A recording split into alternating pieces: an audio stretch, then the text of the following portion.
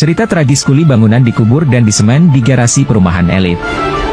Kawasan perumahan elit di Kecamatan Mulyorejo, Surabaya, digegerkan penemuan sosok mayat seorang kuli bangunan.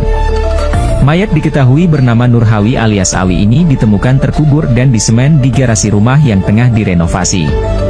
Pelakunya tak lain adalah Nurhadi Santoso, rekan kerja Awi. Ia dan Awi memang merupakan kuli bangunan yang tengah menggarap proyek renovasi rumah di kawasan perumahan elit di Surabaya itu. Pada awalnya semua pekerjaan berjalan lancar. Hingga akhirnya pada Rabu, 15 Oktober 2014 malam, secara tak sengaja kaki Nurhadi tersandung kabel lampu. Akibatnya, lampu di rumah yang sedang direnovasi tersebut mati. Padahal saat itu sedang ada lembur pekerjaan. Awi yang kesal kemudian memarahi Nurjadi. Tak hanya itu, Awi juga melayangkan pukulan 4 kali ke tubuh Nurhadi. Meski kesal, Nurhadi hanya diam saja dan tak melawan. Dimarahi dan dipukuli Awi rupanya menjadi dendam bagi Nurhadi.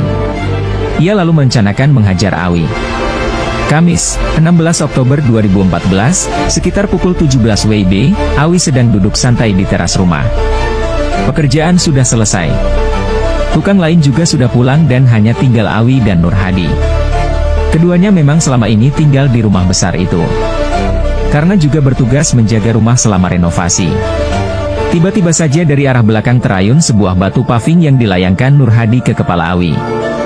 Batu itu dipukulkan sebanyak 2 kali. Awi pun ambruk dengan darah berceceran keluar dari kepalanya. Kekesalan Nurhadi terhadap pria 23 tahun itu ia lampiaskan sore itu juga. Nurhadi lalu menyeret tubuh Awi ke ruang tengah. Dibiarkan saja Awi yang sedang sekarat itu di sana sambil ia berpikir mencari cara menghilangkan jejak. Nurhadi lalu menyeret tubuh Awi lagi ke dapur. Darah yang sempat tergenang di ruang tengah ia taburi dengan semen. Di dapur, Awi yang masih hidup itu mengerang kesakitan sambil berusaha menengadahkan kepala hingga darahnya muncrat kemana-mana. Mengetahui itu, Nurhadi sekali lagi memukul kepala Awi menggunakan paving. Tubuh Awi itu lalu diseret menuju septic tank yang ada di garasi. Nurhadi lalu mengangkat tubuh Awi dengan posisi kepala ada di bawah untuk dimasukkan ke lubang septic tank. Kepala Awi berhasil masuk. Namun Nurhadi kemudian kesulitan karena lengan dan dada Awi tak muat masuk ke lubang septic tank yang hanya berukuran sekitar 30x 30 cm. Nurhadi pun mengangkat dan menarik kembali tubuh Awi. Nurjadi urung memasukkan tubuh Awi ke septic tank. Akhirnya Nurhadi menemukan cara lain. Ia mencongkel paving yang ada di garasi. Kemudian ia menggali lubang di situ sedalam 30 cm. Ternyata Nurhadi hendak mengubur Awi di lokasi itu. Nurhadi kemudian meletakkan tubuh Awi di dalamnya dengan posisi kepala berada di sisi selatan. Nurhadi lalu menaburkan semen kering ke seluruh tubuh Awi. Saat itu Awi sebenarnya masih hidup. Kemudian Nur menyiram tubuh Awi dengan air sehingga semen yang ditaburkan menjadi pekat. Setelah diratakan dengan tanah, Nur kembali menata paving untuk menutupi lubang kuburan Awi. Setelahnya, Nurhadi berniat kabur. Ia membawa seluruh bajunya dan membawa HP milik Awi. Diperlukan sekitar 3 jam bagi Nurhadi mulai dari membunuh hingga menguburkan Awi. Nurhadi pun kabur melalui terminal Purabaya, Bungurasi. Setelah sempat pulang ke rumahnya di Jombang, Nurhadi lalu kabur ke Kasembon, Malang ke rumah temannya. Di sana, Nur sempat menjual HP milik Awi ke temannya seharga Rp50.000. Sejak saat itu keberadaan Nurhadi dan Awi menghilang. Mayat Awi yang dikubur dan disemen Nurhadi di garasi kemudian ditemukan pada Sabtu, 18/1/2014. Mayat pertama kali ditemukan Yanto, mandor proyek renovasi rumah. Saat itu, Yanto tak sengaja mendengar bunyi ledakan, semburat, dari bagian garasi rumah.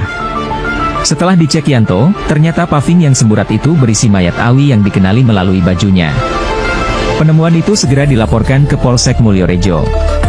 Polisi dan tim Inafis dari Polrestabes Surabaya kemudian berdatangan ke TKP. Polisi lalu memastikan pria 23 itu tewas dibunuh.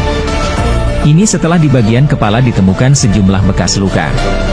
Polisi selanjutnya memeriksa sejumlah saksi dan olah TKP. Dari keterangan saksi, diketahui Nurhadi juga turut lenyap berbarengan dengan hilangnya Awi saat proses pengerjaan proyek. Tak lama, polisi kemudian memburu Nurhadi. Ia kemudian terdeteksi berada di Kasembon, Malang. Ia ditangkap sekitar pukul 23.30 waktu Indonesia Barat. Pria asal Jombang ini kemudian digelandang ke Polrestabes Surabaya. Ia dijerat dengan pasal 340 KUHP tentang pembunuhan berencana. Dalam persidangan di Pengadilan Negeri Surabaya, Nur Hadi dituntut jaksa hukuman 20 tahun pidana penjara. Jaksa menilai Nur Hadi telah terbukti melakukan pembunuhan berencana kepada Awi. Mendapat tuntutan itu, Nur Hadi merengek ke hakim agar hukumannya diperingan. Ia berdalih usianya saat itu masih 19 tahun. Pada Kamis 23 April 2015, Ketua Majelis Hakim Pengadilan Negeri Surabaya, Harijanto membacakan amar putusan. Nur Hadi dijatuhi vonis 15 tahun pidana penjara atau lebih ringan 5 tahun dari tuntutan jaksa 20 tahun penjara.